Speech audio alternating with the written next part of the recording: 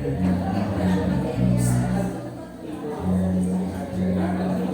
good morning po sa lahat.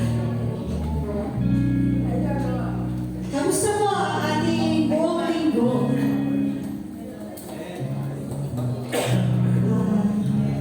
Say hallelujah! Amen! Hallelujah! Kasi parang tulong pa tayo eh. Alam ko masarap po matulog.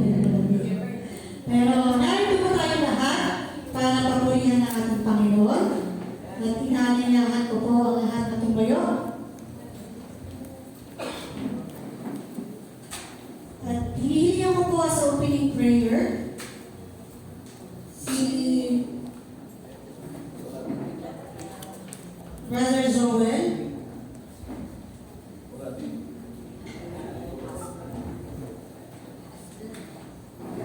Tayo po manalangin. Ang maraming Diyos, tunay na buhay at dakila Panginoon Lord God.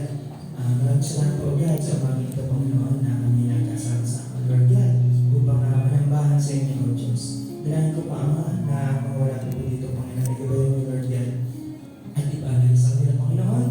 Gano'n na ang bawat sabi ng pananambahan sa inyo Lord God.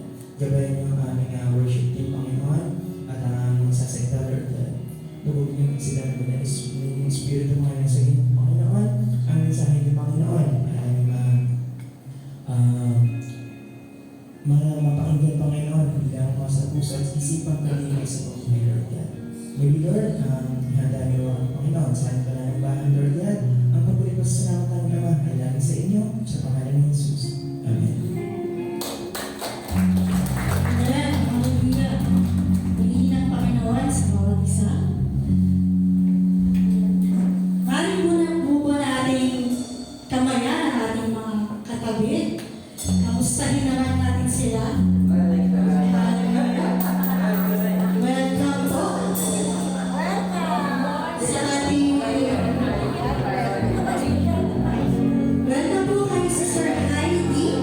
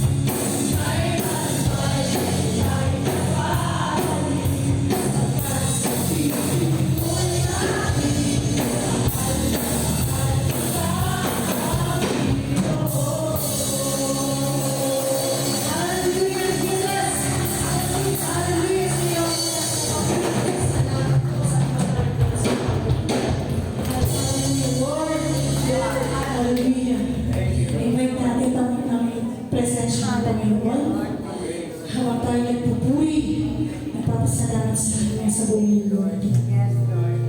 Salamat po, Panginoon, sa bawat isa. Salamat sa kalakasan at sa kagalingan, Panginoon, pagkakaroon sa amin. Purihin ka, Lord. At sa lahat ng pagkakulang. Yes, Jesus, hallelujah.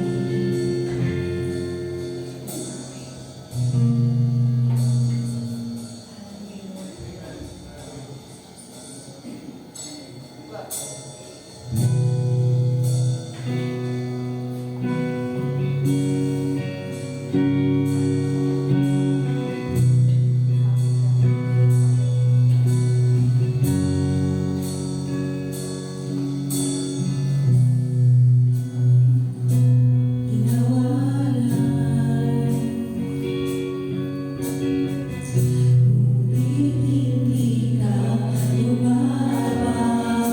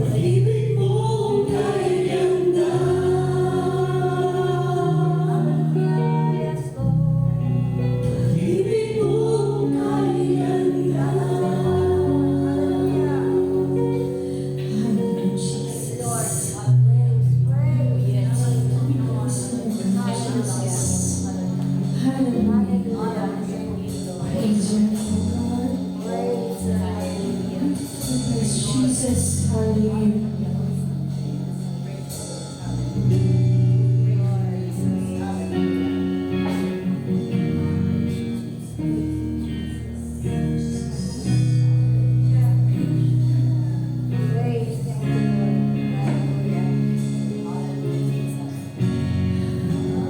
Di ka dapat pagkukulang ng haba at wakas mong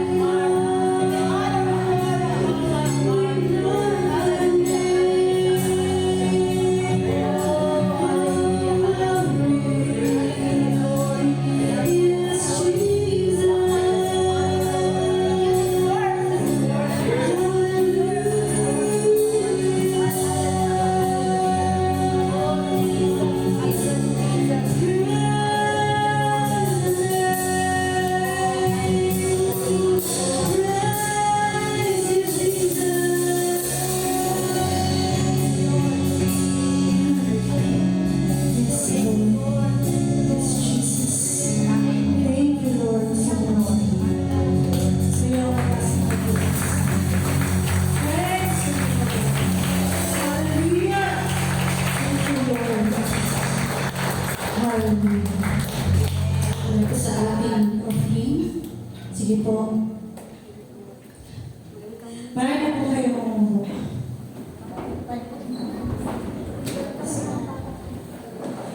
welcome po pala sa ating mga newcomer po kay Sister Heidi. Sige po, tayo na sila. Sister, Yamin, Eliza, Marion, Jacqueline, and Sister Julia and Sister Liza. Welcome po sa Sambahayan ng Kristo. Sige po. Pastor offering verse, Pastor Irene.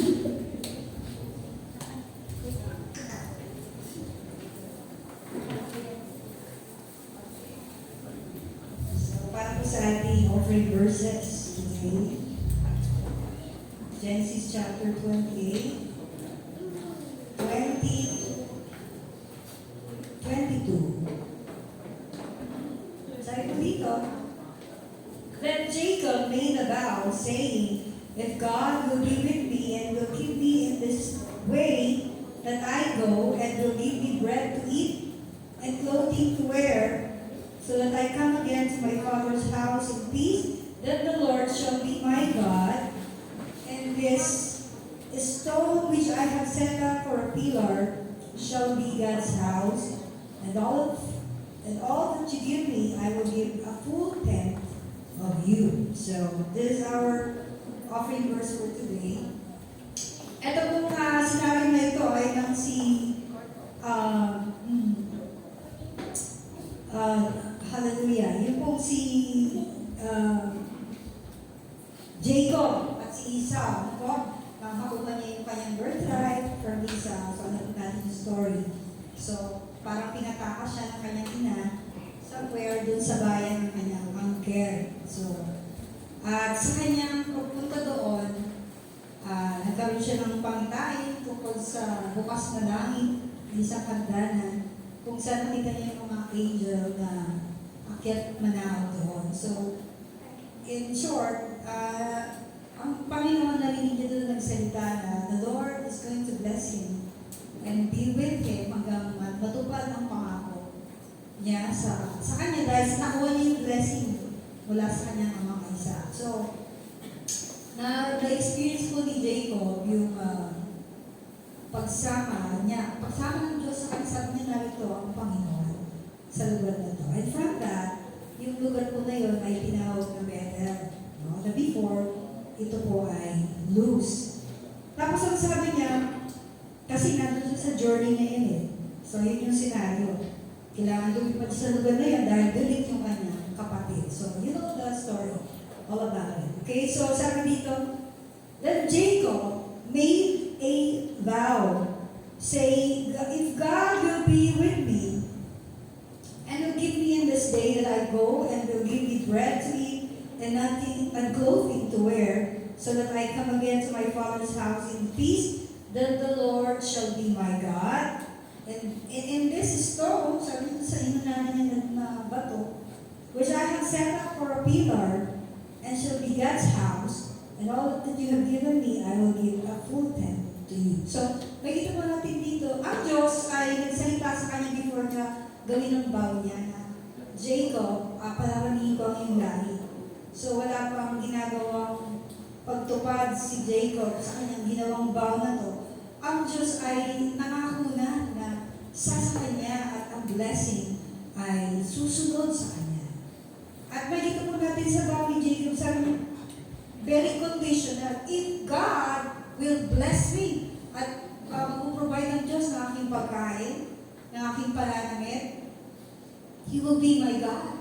And sa pang ng ganon, ibibigay ko ang tenth ng lahat ng blessing. So ito makita po natin na very conditional ang pangako na ginawa ni Jacob sa Panginoon. Kung pakakainin mo ako, kung pararamitin mo ako, kung pagpapalat, parang tayo din magsalita. Minsan sasabihin natin sa Lord, Lord, pagpalain mo lang ako, maglilingkod ako sa iyo. Lord, bigyan mo lang ako ng trabaho, bibigay ko to sa iyo. Pero there are times that we fail God. There are hindi po lahat ng panahon ay faithful tayo sa Panginoon. Tama po ba yan? Pero ang Diyos ko ay faithful kay Jacob. In fact, sabi niya, paralamihin ko ang iyong langit. Ganun po ang Diyos. Kahit hindi tayo ganun katapat, minsan nag-fail po tayo, especially sa ating paglilingkod, especially sa ating giving, because this verse is about the offering verses that we're going to give to God. Pero ang Diyos, ganun pa rin magpala sa atin. Kahit hindi tayo nakabigay, mga nakaraang taon, ang Diyos may trabaho pa rin po kayo. Tama po ba? Amen. Kasi sabi niya, masyadong immature yung kanyang, yung pong vow ni Jacob. Sabi niya, Lord, kung pagpapalain mo ako, bibigay ko. Pero before that, the Lord, the hands of the Lord is upon Jacob. May pangako. Parang sa atin din po. Sabi ng pinakanta lang, your goodness ay susunod sa akin. Kahit na unfaithful ako, faithful pa rin ang Panginoon. Pinapakain tayo, pinapagaling tayo, kung meron pa tayong karamdaman sa maybe God is still in process sa buhay po natin. Pero ang Diyos, kabila ng ating pong minsan unfaithfulness, God is still faithful.